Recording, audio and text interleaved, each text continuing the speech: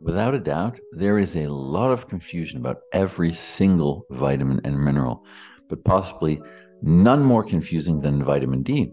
On one hand, it's touted as a salve of sorts, it helps with all these illnesses and diseases. On the other hand, if you do a quick Google search, there are endless articles, media smear campaigns, blogs, videos talking about the dangers and the hazards of vitamin D and potential overdose and toxic effects. But you're here because you want to find out easily in a straightforward way if you're lacking vitamin D, if you need more, if you want to take a supplement, if you need to potentially increase the foods that are rich in vitamin D so you're getting enough. But is vitamin D hazardous? Is there a bunch of toxic side effects? Well, potentially you could overdose on anything. You could easily overdose on Advil, aspirin, Tylenol, and you can with vitamin D as well. But that's only if you're being completely reckless and taking an absurd amount of pills. And according to the latest research, we aren't overdosing on vitamin D. In fact, the National Health and Nutrition Examination Survey, NHANES for short, which is funded by the CDC, I'm going to put this up on the screen for you to see, that found that in adults, so people over the age of 19, over 95% of people were not consuming enough vitamin D. So that means 95 out of 100 people aren't getting enough. So you tell me, is there an overdose problem? I don't think so. I think, on the other hand, we are severely lacking this vitamin. And there are a host of symptoms and side effects when you don't get enough vitamin D. And that's how we're going to determine if you need to take more. There are blood tests that you can do for vitamin D, but I'm going to tell you, like all the other blood tests for other nutrients, they are nearly useless. They're not going to give you reliable and consistent results. The number one thing you need to know when looking at blood tests for vitamin D is that they are testing you for 25 hydroxy vitamin D. What does that mean? All it means is it's unusable. It still must be converted to the usable form, which is calcitriol, which is the vitamin D hormone. That is what needs to get into the tissues and cells to be used by the body. So if you're not converting it, what good is it? What good is that blood test if it's telling you your values of something your body can't even use? The other problem is if you're taking a supplement, let's say vitamin D3 or vitamin D2, you're going to have wildly different blood values. Even if you take, let's say, 1,000 IUs of vitamin D3 and another person takes 1,000 IUs of vitamin D2, your blood values will be wildly different. Okay, the body must convert it to a usable form first. This is what we care about.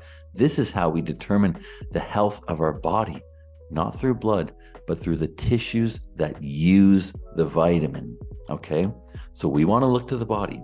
We know very well what happens when you're lacking vitamin D. We know what happens to the cells, the ones that rely on vitamin D to function, for processes to be carried out. If they're not filled with ready amounts of vitamin D, then those processes suffer. And we see that manifest as signs and symptoms in the body. This has been clinically documented for over 100 years. And we know that the end stage is rickets or osteomalacia, the softening of your bones. But what happens before that? There are signs and telltale symptoms that tell you you're getting to that stage. We want to look at those. We want to examine those to determine if our body and our tissues are lacking. So I'm going to list those for you. We're going to go through them together. And if you're experiencing 3 or more of those, this is when you want to consider increasing your vitamin D. So what are those symptoms? Number 1, depression. Number 2, insomnia. Number 3, constipation. Number 4, bone pain.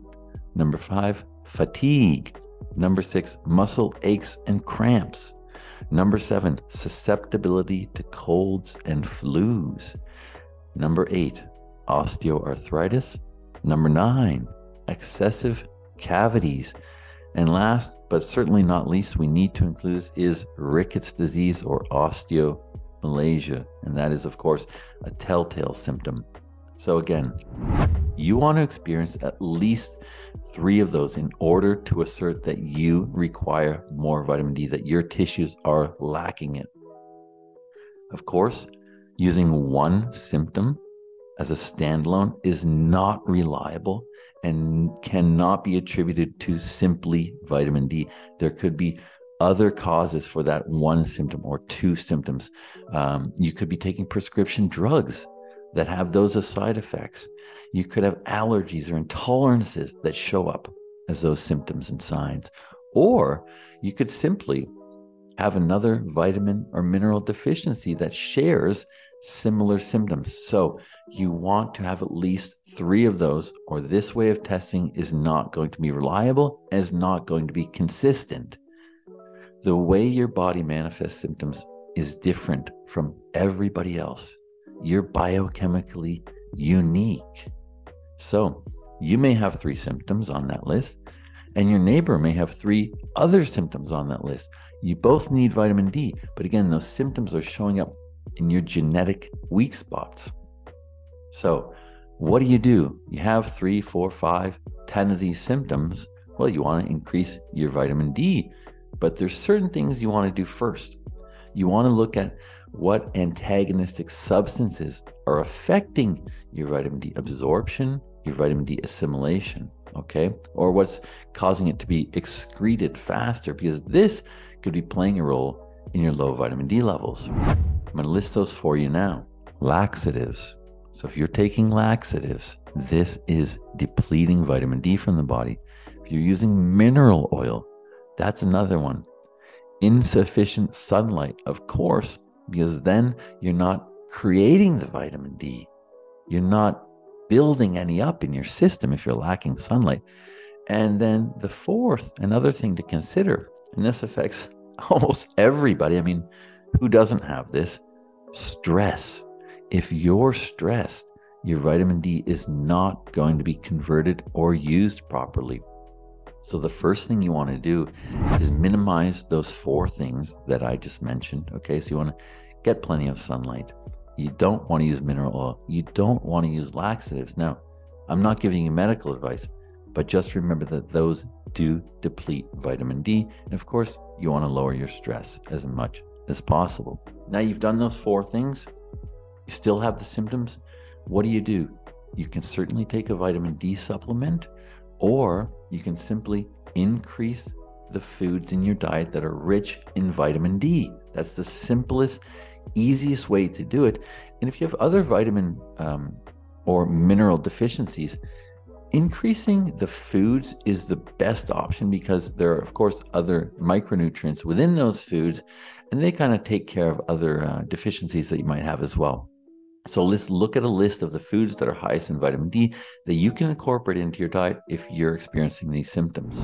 Herring, sardines, mackerel, fish eggs, cod liver oil, egg yolks, beef or lamb liver, cheese, tuna, salmon, and butter.